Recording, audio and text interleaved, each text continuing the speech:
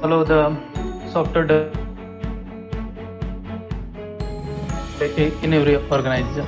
There are multiple steps. If you are a college student and you might have gone through this step, means this software development life cycle concept earlier, but I will explain today as well. So first step contains ideation.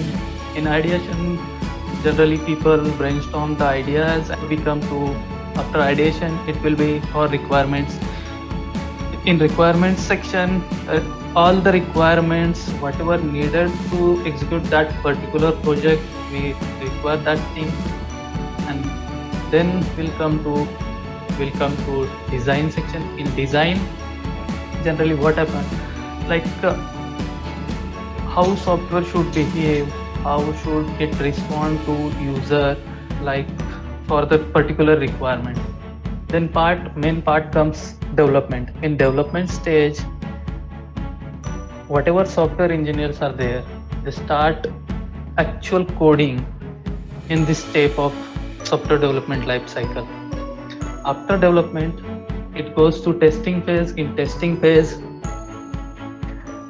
there are multiple types of testing and it goes through that steps for quality checks if that particular software follows particular requirement or not. If it not follows, then it will again come to development stage, means reiteratively for developers to fix that bugs. Then after successful completion of testing, then it goes to development stage. In development, we can say it will go to production. Generally in software terminology, whatever we can see on web, mobile, to end user, it's called as production environment. So it will go to, in deployment phase, it will be ready for public facing software. Then it comes to maintenance. After any software we release, there is a maintenance needed for it, means we can say new features will be added to existing product or anything that related to, we can say support provided by the company for that particular software. So this is the software development life cycle, and each and every step is involved by engineers. So in later slides, I will explain one by one step with what engineers do in that particular step. So first step of life cycle we discuss, means first and second, ideation and requirement. This step generally performed by business analyst and we can say product owner. And this business analyst and product owner might be the engineers, or they might be come from business degree, we can say MBA, like that. So there is no hard rule that they should perform these activities. Other engineers as well can do this work, but in software industry it is followed by business analyst, or we can say product owner. And that terminology varies by organization. It is again dependent on every other organization. The next step of software design development life cycle is design. In design phase, there are roles involved like UI engineer, UX engineer, UI UX engineer, and software architect.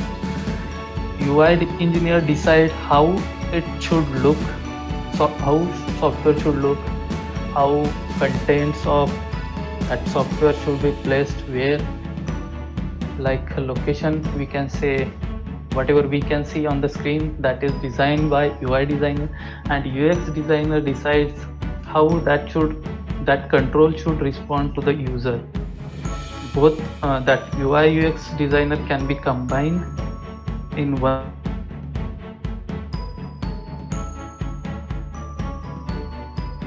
of software architect.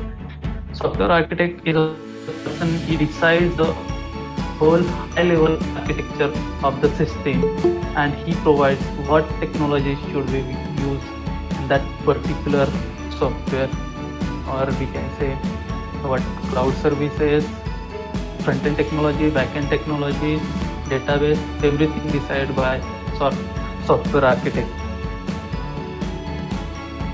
In the development stage, this is the main stage of software development life cycle. Here are multiple roles that are required to execute particular development of that software. In the role, I will come from front end to till deployment. So front end engineer. So the role of front end engineer develop applications in front end technology like HTML, CSS, JavaScript. These are the basic technology.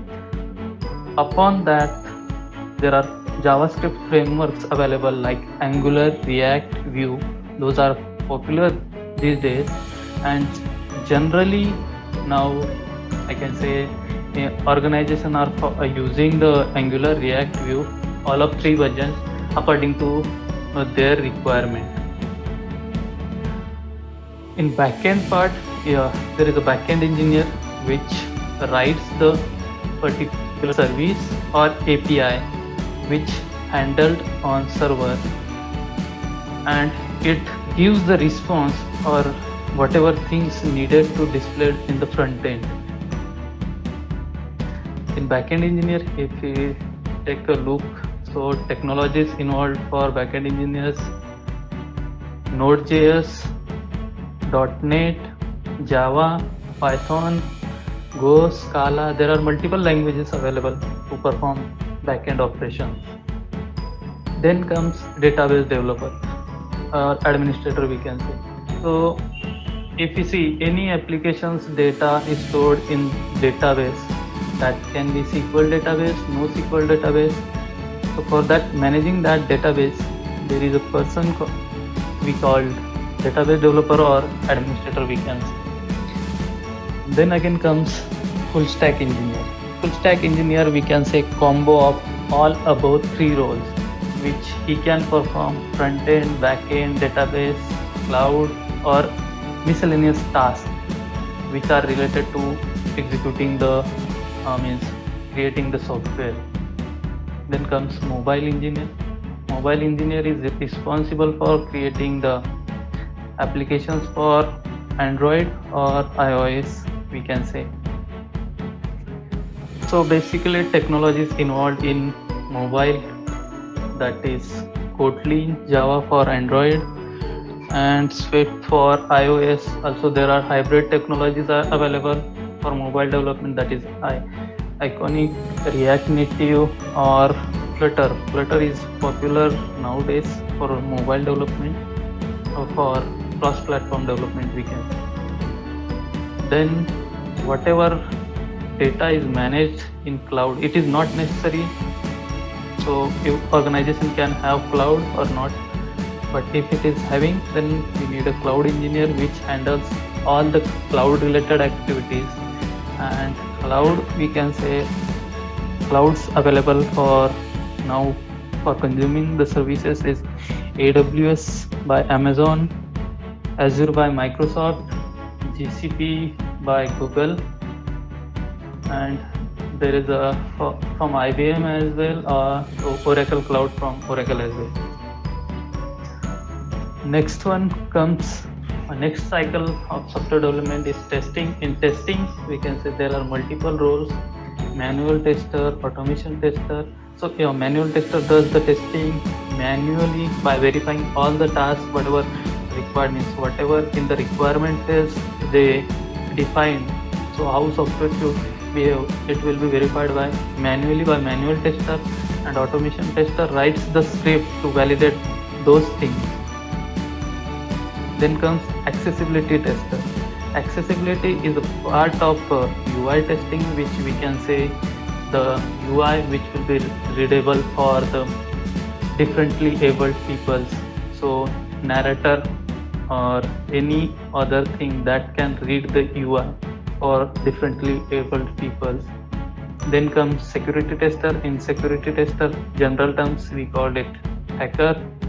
We give our application to hacker to test, to find the security flaws, and based on that report we will decide, means fix the problems, and then go to next step. And security testing is the one of the important part of testing, we can say. Then part after testing, application comes to deployment phase. In deployment, there are we can say deploying the application to public facing environments, that is production. So roles involved here, DevOps include continuous integration and continuous deployment, which can be handled by a single engineer, and then also it is also called site reliability engineer. In deployment phase, there are multiple deployment tools available in the market, which includes Octopus, and we can say Azure DevOps for managing the pipelines, Bitbucket pipelines, now GitHub pipelines also available. And after means this, using these pipelines, we deployed our application to cloud environment, or we can say any server wherever we can host it. In the next part, maintenance. Maintenance is a, we can say, after deployment, if suppose anything needs to be done or anything needs to be requested by user, so that request will be handled by support engineer. And again, it is not necessary that maintenance means it should be done by support engineer. It can be done by development team as well.